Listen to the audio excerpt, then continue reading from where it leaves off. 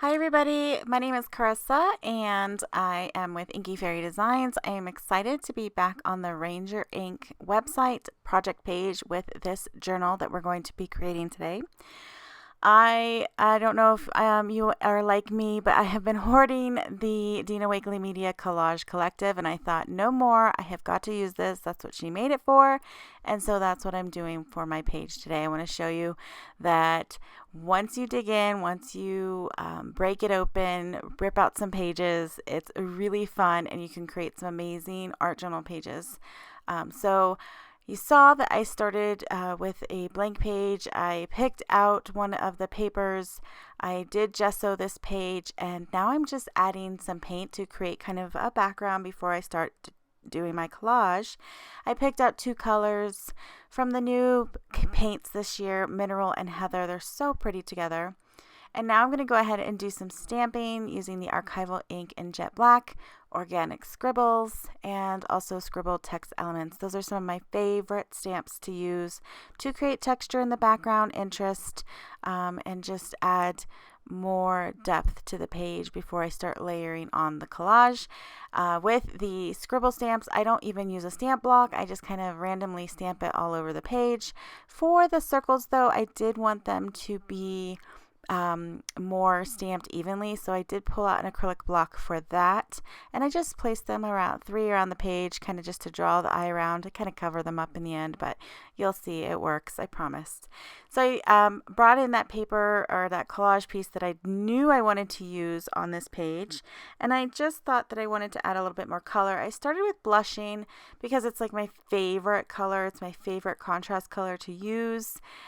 In the end, I am going to cover it up, but before I do that, I'm going to add some night around the edge of my paper to kind of frame off this page, because I'm not doing a double spread, and this kind of just kind of sorry, it just finishes off the page a little bit.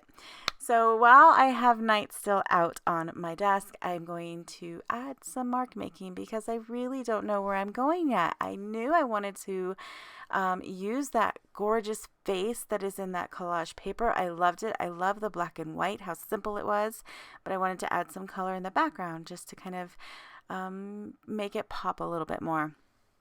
So here is one of my things that I do when I don't know what direction I'm going to go in next. I just make some marks on my page. The crosses are my favorite. It's my go-to. I love doing them, but I also do like, just brush marks or even fingerprint marks. And now I'm trying to do splatters, and my little spray bottle was giving me problem. It's just not full. If it had been full, it would have been fine. But I just added some water to the night left over on my mat and added some splatters. So at this point, I noticed that little bitty piece of yellow, the lemon color, on the collage face right by her neck, and I thought, oof, I need to add that to my background just to kind of tie it in. So that's why I covered up the blushing, and I ended up loving the contrast that lemon gave to Mineral and Heather. And then there was a little bit of splash of turquoise there, I think. I don't end up keeping that because here I am going to rip it off, but I like the way that it looks, and I wasn't sure at that point, so I did add that. But lemon, can I just talk about lemon for a little bit? I don't normally use that color on my page. I'm not really a warm tone artist, or those aren't really my colors. Like even in my house, there's cool tones on my walls, and my hair is purple, which is a cool tone, so but that yellow, that pop of lemon was just kind of made me happy on this page.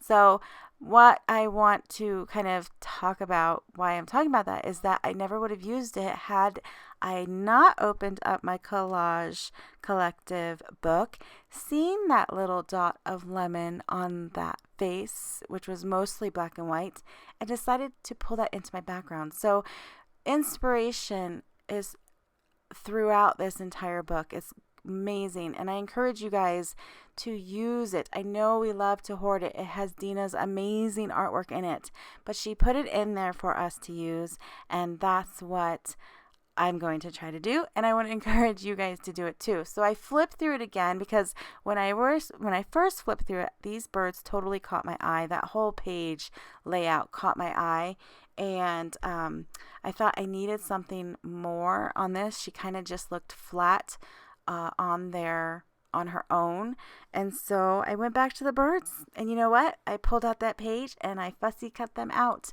and that is what this book is all about. Take those elements, cut out the pieces that you want, find inspiration in the colors to create new journal pages or create with colors that you might not normally create with. And in the end, it just turned out to be a really fun page, even though you see me fussing with these pieces that I've cut out and that I want to use so bad. But that's what I love about the gel medium as well, is that it stays open long enough that I can move the pieces around the page, tuck them under other pieces that I had used the gel medium on, and play with it for a little bit until I'm happy. And then once I am happy, I will go over it again with another layer of the gel medium, and then I'll hit it with my heat tool and dry that. So the next thing I wanted to do was play with these scribble sticks, and I wanted to add just a touch of color to that black and white gorgeous face. The reason being is, again, it kind of looked like it was just floating on the page. It didn't really feel like it was a part of my page yet. So I wanted to add some more of those colors, mineral and heather, from the background, but I didn't really want to use the heavy body paint because I didn't want to cover it up completely. So the scribble sticks were perfect, and yeah, I thought it would add a little bit more color. And then I always love to add color to cheeks whenever I'm drawing a face or I'm using a stenciled face or collage paper face like this. So I pulled out the carnation, added a few little circles to her cheeks, and they were really, really watery. And so I ended up taking my book and tilting it and kind of letting those run a little bit more and get some drips, which I love. So then after that, I decided I wanted to pop out or kind of add some shading and dimension to the birds that I had added, and I'm using a Stabilo Marks All for that.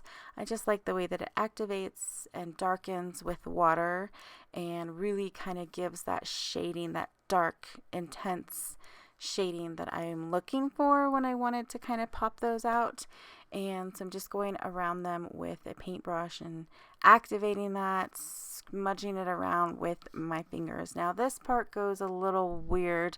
I wasn't sure, I didn't like that line that was there. I don't work with collage that much, so that's where, this was really totally out of my comfort zone, but I absolutely love it in the end. And I think doing things out of your comfort zone can produce some amazing artwork, or at least teach you some new things about yourself and your art. So I was trying to figure out how to camouflage this stark line that was there. I thought, well, maybe I'll extend her neck, and then I was like, whoa, nobody has a neck that long and that thick. I didn't like it, so I added a little bit of gesso to the birds as I'm thinking, how am I going to fix this now? So I pull out this circle that was also part of that whole kind of page where I got the birds and thought I'd play with it, didn't like it. Then I found this little scrap, and that worked. So thank goodness for gel medium and gesso and all of that good stuff, because it was still wet and I could wipe it off without worrying about wiping off anything underneath. So just so your pages use gel medium, it is like a magic eraser or a foolproof. If you decide you want to do something different, you can usually wipe it away. So I decided to put that little scrap there, covering up that really harsh line with this torn little piece of collage. And it really kind of blends it into the page now. And I feel like it's starting to look a bit more cohesive. I found these words from the Collage Words 2, I believe it is. It says you have you have soul and heart, and I just really love that for this page. I like the way that she's kind of looking off into the distance, and it kind of just spoke to me in the moment. That's what journaling is for me. A lot of times working through different things that I may know, but just might have a little hint of a meaning for you guys. So here is a little bit of close-up of the finished piece. I really love it. I cannot wait to use these collage papers more and more and more in my journals.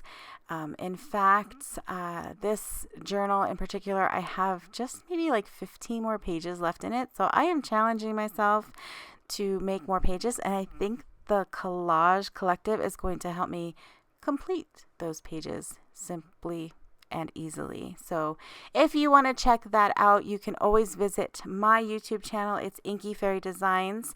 Hopefully there'll be a link in the description box, or you can always go over to the project page on Ranger Ink and check me out. My links there. There's also a full product list there that you can check out everything that I used in the project today. I think that's it, guys. Thanks you so much for watching. If you enjoyed it, please give this video a like, and of course subscribe to Ranger Ink's YouTube channel. They're amazing. And subscribe to mine as well. Until next time, stay inspired, be creative, and share that with others. Bye.